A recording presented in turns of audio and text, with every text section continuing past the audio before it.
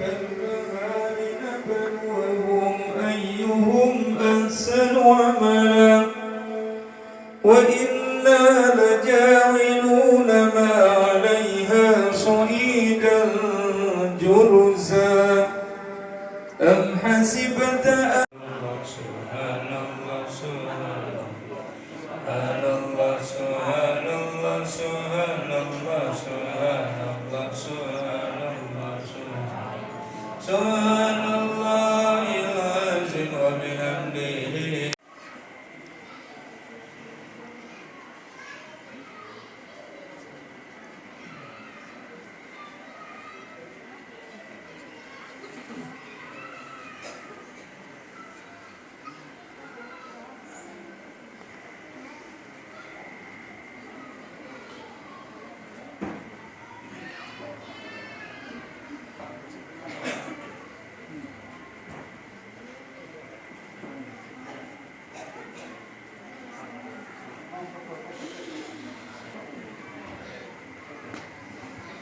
Bismillahirrahmanirrahim.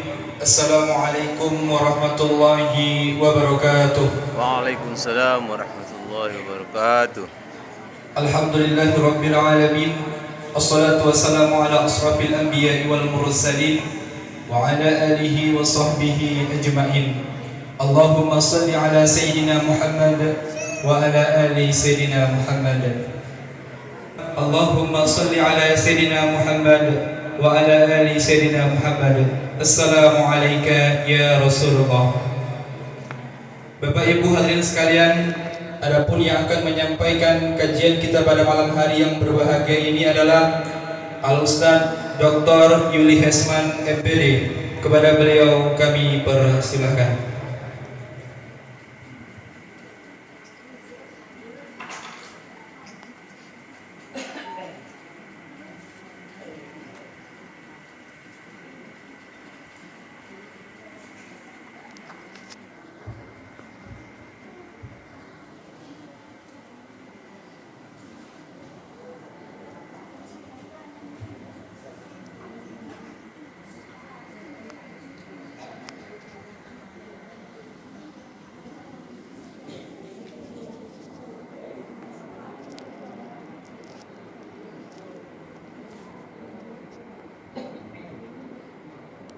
Sebentar lagi akan menjadi remaja, sebentar lagi akan menjadi pemuda, dan sebentar lagi akan menjadi dewasa.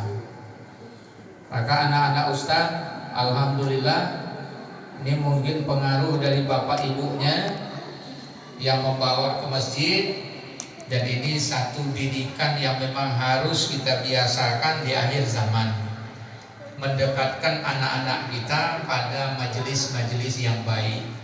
Kalau tidak, maka anak-anak kita akan dilarikan oleh kelompok-kelompok yang tidak baik.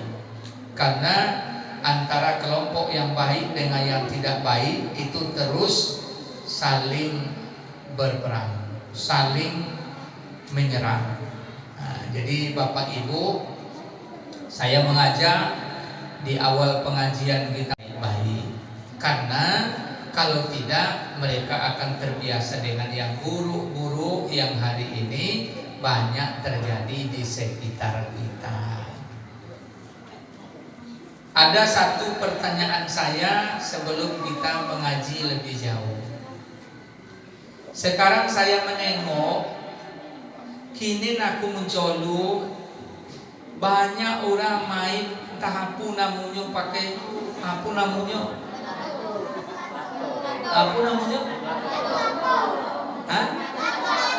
Hah? Apa namanya? Lato-lato. Dan saya tidak tahu apanya yang manfaat dari main itu. Dari main itu apanya manfaat? Hah? Melatih fokus. Fokus apa ini? Arti fokus itu kan konsentrasi. Melatih konsentrasi apa? Kira-kira manfaatnya apa? Coba saya mau tanya, apa manfaatnya? Melatih konsentrasi apa?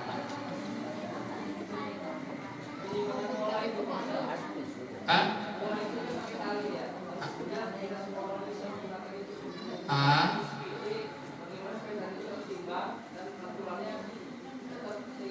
Oh gitu. Dia segala sesuatu itu harus tahu kita hikmahnya.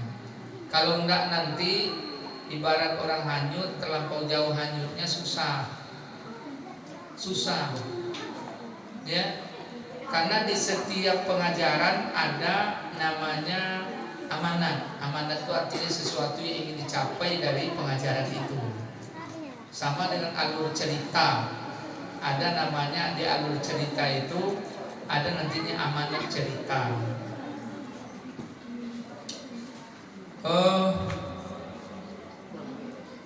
Dari mana itu? Lato-lato itu dari mana?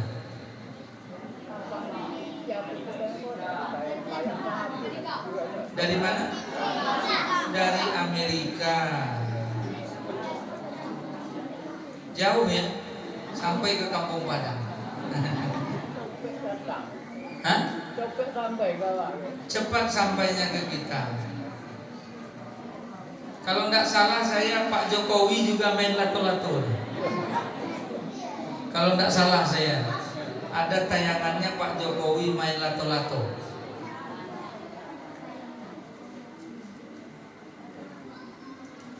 Kesimpulannya, saya tidak menetapkan apakah itu baik atau buruk, tidak. Yang menilai itu kembali ke kita. Cuma sudah banyak yang bosan saya tengok. Dekat orang sholat pun main lato-lato dia.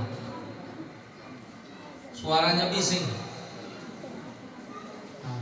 Cuma itu tidak bisa jadi alasan kalau alat itu buruk, tidak. Tergantung orangnya. Tergantung orangnya. Datang kuil. Masya Allah. Bapak dan ibu keluargaku yang dirahmati Allah, berapa harga lato-lato itu, berapa belinya? Berapa? 10.000. Bahannya apa? Oh, plastik. Kok bisa bunyi-bunyi? Oh, plastik padat. Hah? Oh, berlaga dia. Jadi lato-lato itu berlaga dia. Luar biasa, berlaga dia.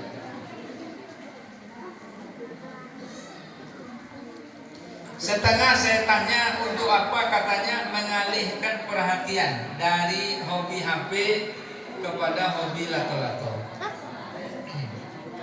Ya, dari HP gadgetnya itu mudah-mudahan lah tetap ada nilai baiknya. Saya hanya berharap itu saja.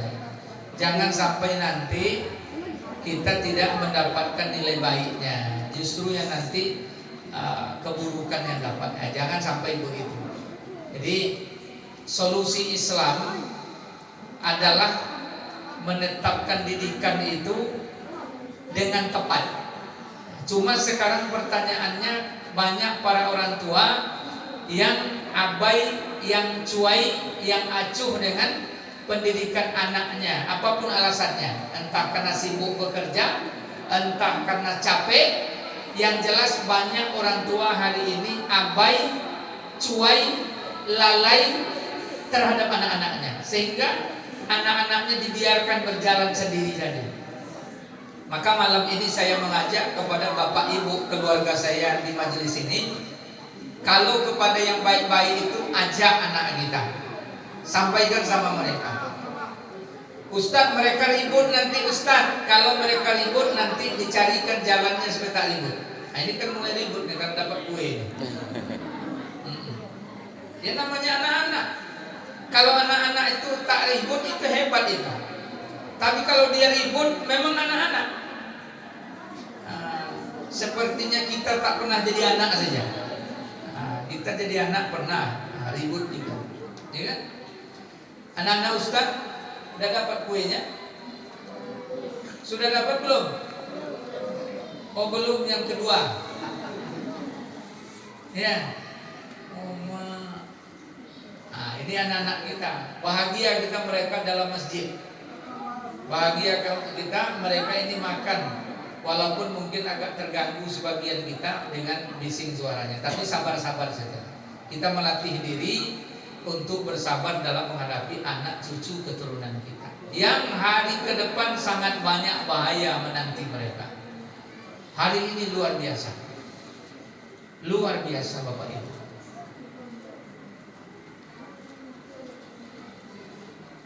Dan yang paling fatal itu terjadinya pergaulan bebas di tengah kehidupan anak-anak generasi kita. Ini paling parah ini sekarang. Maka melalui pengajian ini mudah-mudahan kita terpanggil untuk makasih Mas. Terpanggil kita untuk sama-sama berjuang menyelamatkan diri dan keluarga dari hal yang tak baik. Masih ingat pengajian kita pertemuan sebelum ini? Siapa yang ingat? Lain ingat no? Apa kaji awak? Suara niko. Lah setahun lewatnya kata di belakang. Apa kaji awak kota? Masih ingat? Apa? Lain ingat di belakang kok hitung burung. Apa ceritanya kemarin? Kau di belakang itu burung, itu aja itu semut. Iya. Alhamdulillah, berarti Bapak Ibu ingat. Betul itu. Kalau saya tak salah, sudah saya sampaikan jangan kalah dengan semut dan burung. Jangan kalah dengan semut dan burung. Kalah apanya? Kalah dalam memikirkan keselamatan. Semut memikirkan keselamatan kawannya, jangan terpijak oleh Sulaiman dan tentaranya. Maka semut yang sadar ini, yang peduli ini mengajak semut yang lain, masuklah kalian ke dalam sarang-sarang kalian agar kalian tidak terpijak oleh Sulaiman dan tentaranya. Udkhulu masakinakum, masuk kalian ke dalam rumah-rumah kalian. Itu kata semut, risau dia, takut semut yang lain itu terpijak yang akibatnya mati nanti. Itu risau semut Bapak, risau semut Ibu. Semut saja risau dengan semut yang lain bisa. Itu bukan dongeng. Buka Quran surat An-Naml ayat 18. Itu bukan cerita dongeng, itu cerita kenyataan. Diceritakan dalam Quran. Quran cerita. Jadi jangan kalah kita dengan kerisauan semut. Semut risau kalau semut yang lain nanti terpijak mati oleh Sulaiman dan tentaranya. Tapi ada lagi yang hebat. Itu sudah saya sampaikan juga. Ini hanya review ulang. Burung merisaukan manusia. Masih di surat yang sama. Burung namanya burung apa? Burung apa? Burung hudhud.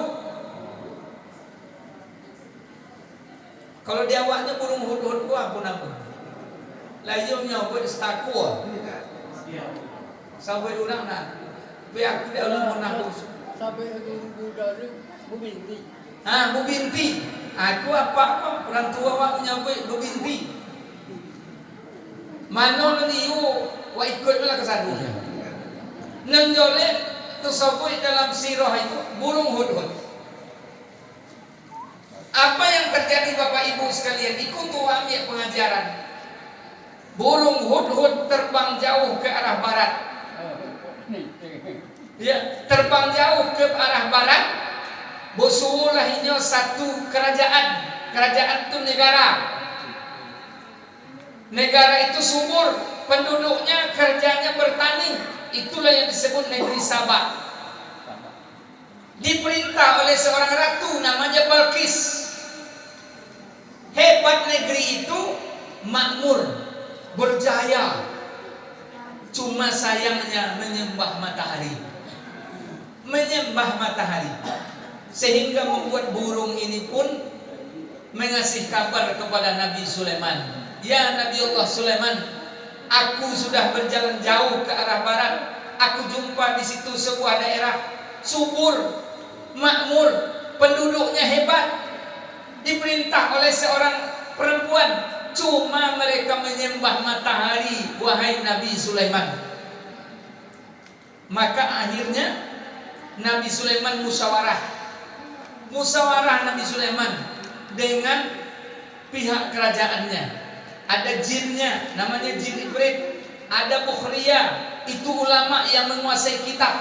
Kemudian ada lagi pembesar-pembesar lain kumpul di istana. Ditanya oleh Nabi Sulaiman, ini bagaimana ini? Apa jawab dari pembesarnya? Kirim surat. Lalu Nabi Sulaiman akan mengirim surat. Sekarang timbul pertanyaan, siapa yang akan mengantar surat ini? Siapa yang akan mengantar surat ini? Musyawarah lagi. Itu hebatnya, musyawarah lagi. Akhirnya dapat kata mufakat, Nabi Sulaiman menunjuk burung tadi yang mengantar surat. Padahal jin ada di situ, ulama ada di situ. Tapi mengapa burung yang dipilih? Ini ulama juga mengatakan itulah hebatnya kalau orang sudah punya pikir terhadap agama. Padahal jin itu bisa terbang cepat. Tidak sekejap saja dia bisa antar tuh langsung lagi datang. Bisa. Kalau burung tuh tidak mengepak-ngepak sayap lagi, capek lagi. Akhirnya burung yang dipilih. Itu kata ulama, begitulah kerja agama ini hanya diletakkan pada orang yang punya kerisauan tinggi terhadap agama. Dan tidak bisa memikulnya kalau tidak ada kerisauan. Bapak tidak akan kuat agama kalau tidak risau. Ibu tidak akan kuat agama kalau tidak risau. Karena dasar agama itu akan kuat muncul dari risau dulu terhadap keadaan. Maka risau itu penting. Aku mau ajak kepada awak, risau itu penting. Apa itu risau? Risau itu adalah merasu awak terhadap keadaan agama. Anak awak macam mana agamanya? Suami awak macam mana agamanya? Istri awak macam mana agamanya? Cucu awak macam mana agamanya? Jiran tetangga awak macam mana agamanya? Itu namanya risau. Kerisauan itu wajib ada. Kalau tidak ada, kita tidak akan bisa bergerak.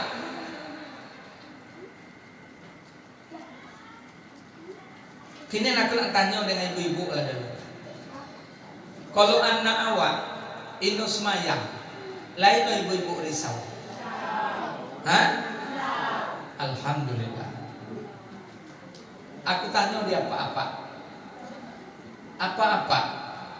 Kalau apa-apa punya istri, orang rumah, inonya menutup kepalanya dengan jilbab, lain risau. So.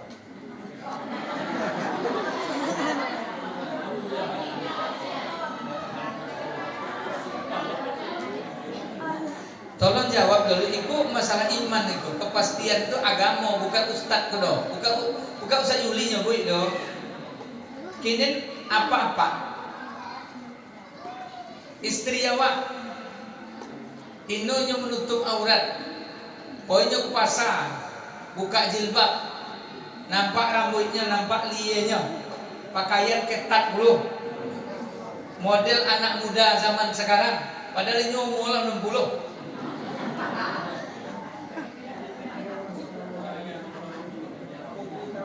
Aku nak tanya dengan apa-apa lah dulu yang umur 60.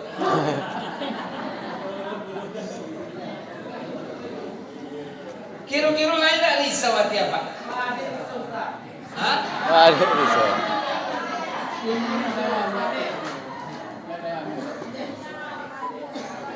Itu contohnya. Pak, contohnya. Contoh. Kalau kini awak tahu, ibu-ibu awakku insya Allah aku tengoknya payah mencari orang tidur buka jilbab, payah mencari ini kalau pasti itu. Boleh kampung Padang. payah aku tengok. Nggak berarti memang hebat, luar biasa. Aku itu payah. Beda dengan daerah lain yang banyak aku datangi, justru banyak yang masih biasa. Malah banyak tuh kadang-kadang aku tengok ibu-ibu kok lah joleh umurnya 40, 50, tapi gayanya masih serupa lah pemulai tahu joleh. Lain, tapi itu dia awak kan? No, bukan di luar, bukan.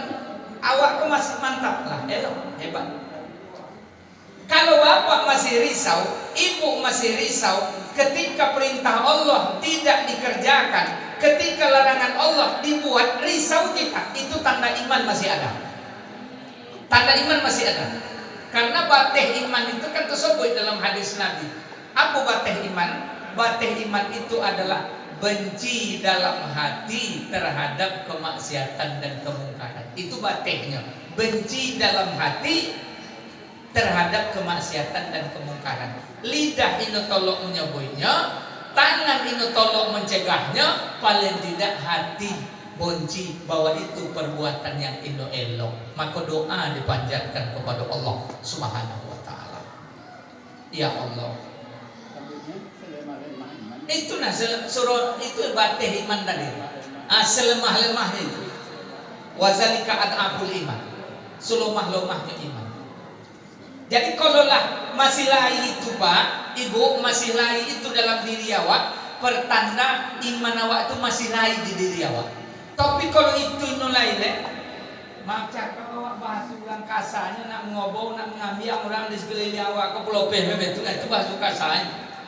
Nelayan aku peduli awak dok, itu khawatirlah bahwa iman dalam diri kita sudah hampir mati. Kalau tidak mati, itu bahaya. Bapak dan ibu, keluargaku yang dirahmati Allah Subhanahu wa taala, dari kisah semut dengan burung tadi, mari kita ambil pengajarannya. Apa pengajarannya? Kita semua memiliki kerisauan terhadap diri kita, keluarga kita, masyarakat kita, atas agama diamalkan atau tidak. Oleh karena mari kita bergerak bersama untuk apa? Menyelamatkan diri, keluarga dan masyarakat kita dari kemaksiatan dan kemungkaran, dari kemurkaan Allah Subhanahu wa taala. Bergerak kita bersama. Bergerak kita bersama. Nah, itu yang harus kita lakukan. Ikut jam mati. Hah? Masih ya? Bapak dan ibu, keluargaku yang dirahmati Allah Subhanahu wa taala,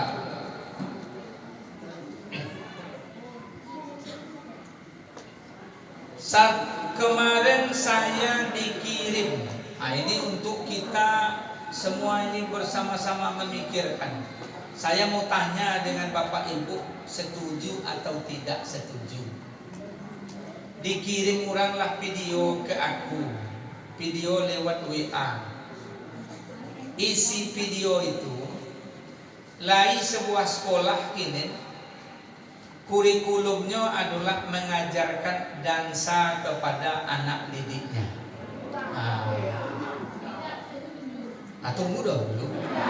Kalau aku tanya boleh. Jadi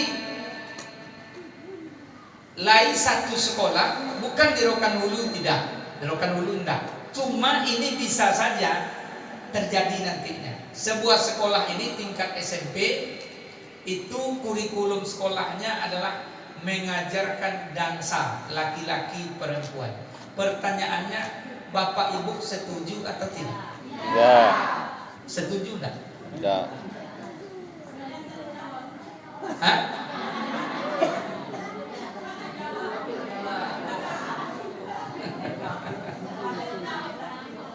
Jadi kalau ini awak setuju tuh. Oke, itu. Karena Nabi nyebut kalau nyontok harus setuju. Itu terjadi, Pak. Itu terjadi sekarang. Yang saya sebut tadi terjadi. Dan ditampilkan Anak-anak kita usia SMP itu pakai jilbab semuanya. Cuma berdansa di lapangan, dibuat di satu lapangan, laki perempuan. Kalau biasanya dansa itu kan dari penjajah Belanda dulu gitu. Hobi gaya modern. Kalau dansa tahulah Bapak Ibu, berdansa itu biasanya laki perempuan pegang-pegangan. Ya, tubuh itu biasa aja pegang-pegangan gitu. Saya tidak bisa membayangkan kalau ini terjadi dalam kehidupan di masyarakat kita. Hanya karena memandang agama itu cuma mengurus masalah sholat saja. Itu sebenarnya terjadi karena cara pemahaman agamanya itu tidak melingkup, tidak semuanya. Inya menganggap agama itu cuma urusan kepada Allah saja. Kalau urusan baik urusan musik, urusan menari, urusan ekonomi, urusan politik, biarnya itu urusan agama doh. Iku yang bahaya dalam kehidupan di masyarakat awak. Artinya banyak di antara masyarakat kita ini karena ketidakmauan untuk menuntut ilmu Quran dan hadis, akhirnya mereka mengamalkan agama itu sebatas cuma ibadah ritual saja. Mana itu ibadah ritual? Semayang, puasa, bayar zakat, naik haji, umroh. Itu ibadah ritual namanya. Padahal kalau contoh dalam Quran, awak kok tujuan hidup awak ompek pak, ompek tujuan hidup. Jadi seloknya sebelum awak hidup, cuma awak kena hidup. Seloknya sebelum awak hidup, tahu dulu awak untuk aku awak hidup. Kini ku soboilah di ibu, misalnya, poilah ibu ke pasar. Ditanya dia orang, bu, aku tujuan ibu koi ke pasar. Mau nu keton dudo, nu keton dudo Ustaz. Kira-kira apa tanggapan orang kepada ibu? Apa? Nah ibunya bu itu. Kalau lain ibu yang buat tanya, bu, ibu ke pasar, iyo, mengaku ibu ke pasar, bu, mana yang keton dudo?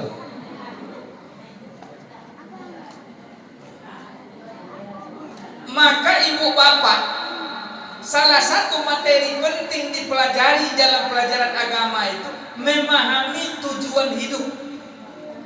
Untuk apa awak singgah sebentar di dunia? Nana lambung boleh dok? Ino lambung dok. Sebentar ada berangkat gitu. Apa lah bunga pak?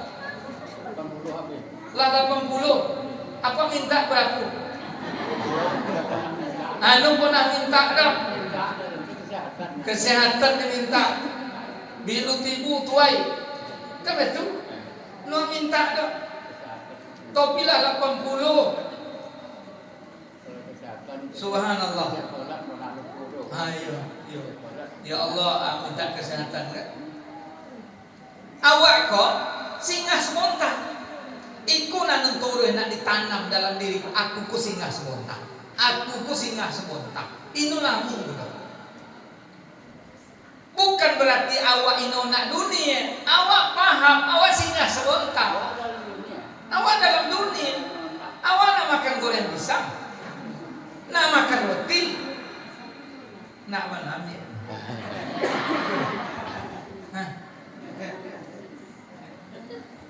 Nyurang tu aku jolo le jolo.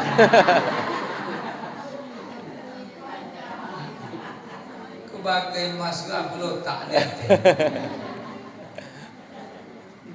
Balik cik. Awak bonta, singgah sebonta. Mak sobui. Beku tu pikir dia awak. Ombek tujuan awak menurut Quran. Idoi awak kok. Sebagai siapa pun awak, naknya di pejabat, naknya di orang biasa, naknya di orang kayu, nak orang miskin, nak orang sederhana, nak orang terkenal, nak orang tidur dikenal. Kalau lah hidup di dunia kau, ombek tujuan awak hidup kau. Itu nak tahu kau. Jadi kalau ditanya orang, awak caknya ke rumah, oh sianu, yo, untuk apa tiswonanya awak hidup di dunia? Aku lah sobah lah aku kata. Lah sobah lah. Itu. Abdi hari berganti minggu, minggu berganti bulan. Lotih lah subuh. Lotih. Lah sobah aku. Itulah bahasa kiru-kirunya. Karena akan sampai limitnya. Sampai limitnya. Bayarlah berapa umur? Sampai 9. Lain minggu nak berapa? No. Ibu bapak, satu, ingat tujuan awak hidup. Kalau puasa tujuan awak joleh, kadang nak berjualan, kadang nak berbelanja. Itu joleh kali godangnya. Belanja, sambung berjualan. Tapi lah itu nak tipu. Jalan. Ngapo masih anu? Mana lagi dia jalan. Dia jalan. Ke pasar pergi jalan. Memang yuk banyak dengan pergi jalan. Satu. Wa ma khalaqatul jinna wal ins. Wa ma khalaqtul jinna apa? Wa ma khalaqtul jinni wal insi. Bukan, wa ma khalaqtul jinna wal insa. Itu kadang-kadang ayat itu biasa kok lupu jo. Wa ma khalaqtul jinna wal insa illa liya'budun. Tidak aku ciptakan jin dan manusia kecuali untuk beribadah kepadaku. Az-Zariyat 56 surat ke-51 ayat 56. Jadi Pak Ibu, sehebat apapun awak di dunia kok, jangan lupakan itu awak untuk beribadah kepada Allah. Nyadi awak pejabat beribadah kepada Allah.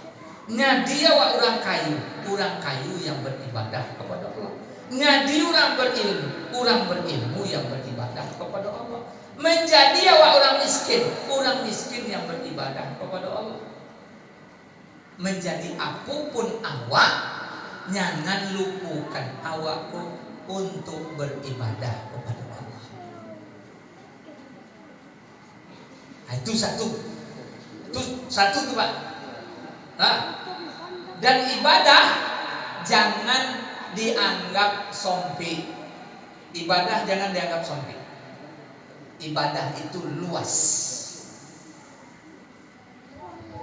Makan hukum asalnya adalah mubah. Mubah itu hukumnya boleh makan, boleh nggak makan. Iya nggak? Kan boleh awak nggak makan. Kalau awak nggak makan, apa salahnya?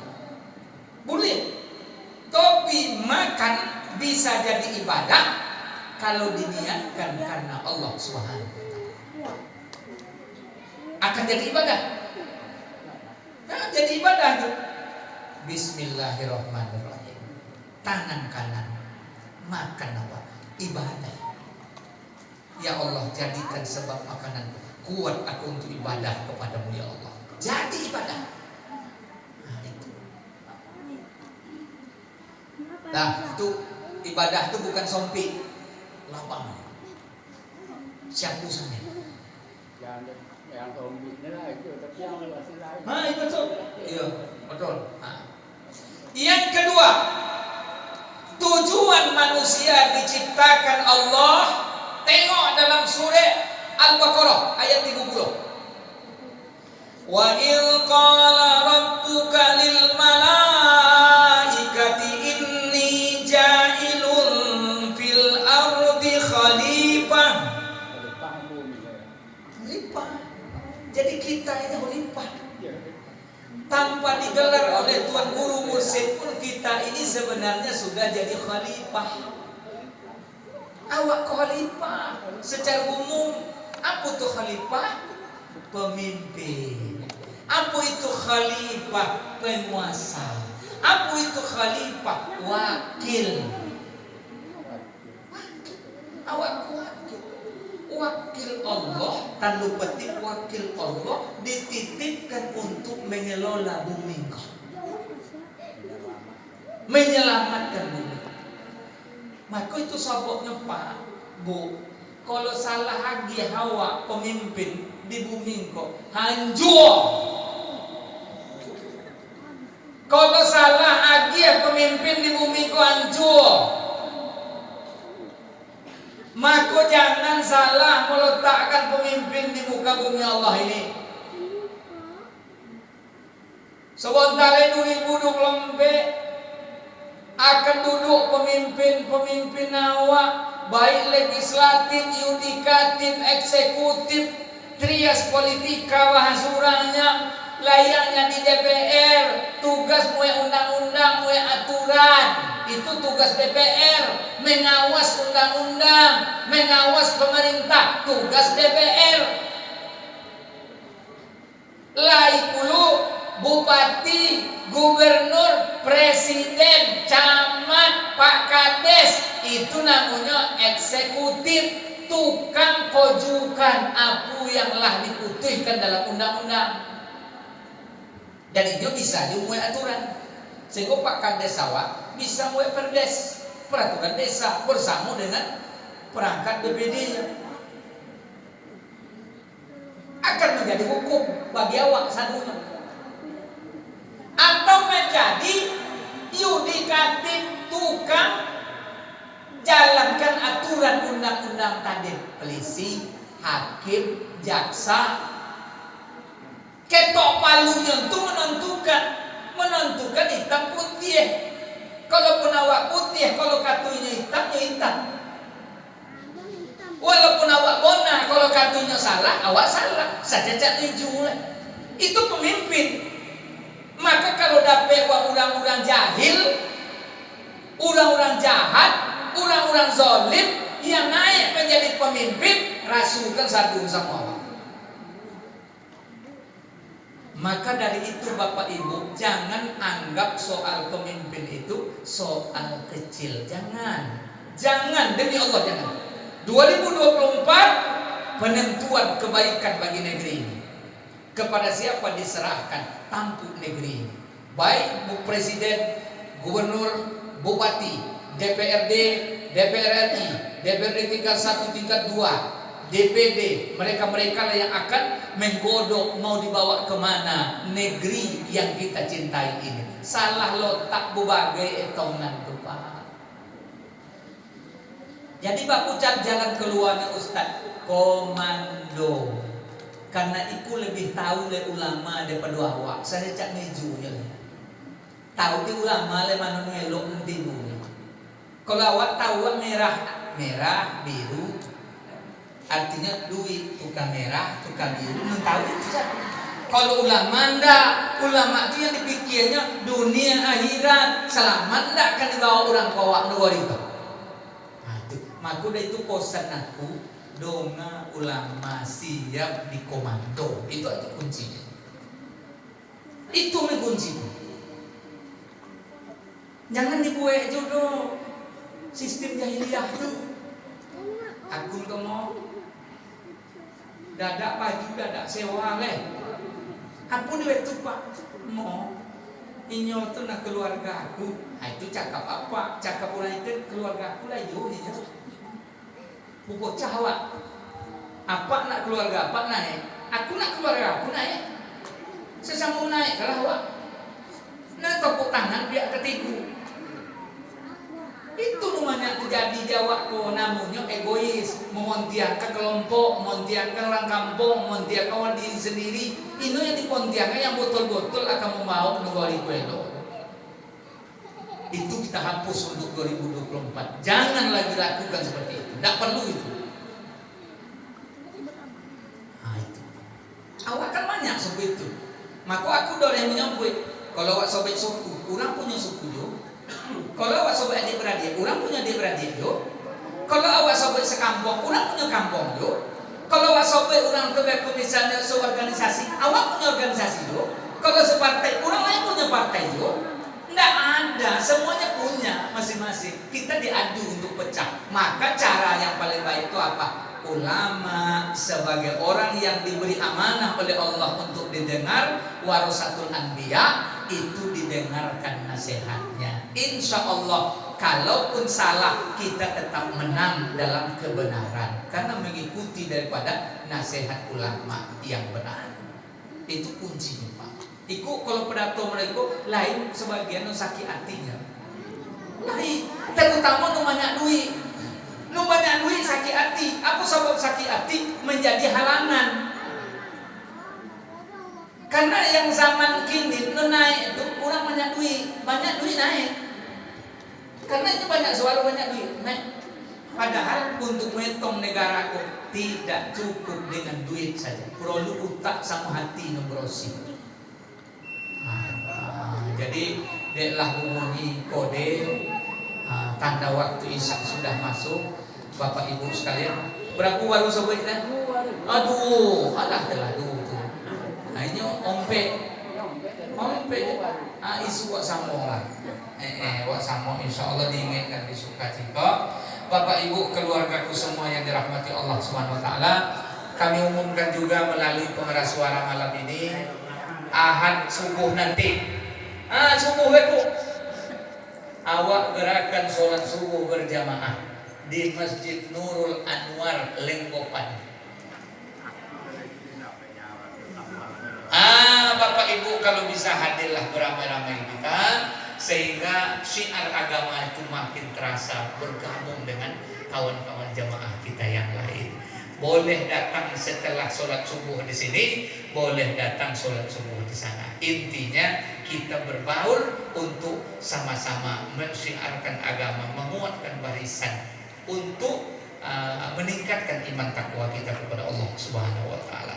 Lebih dan kurang mohon maaf saya. Billahi taufiq wal hidayah. Wassalamualaikum warahmatullahi wabarakatuh.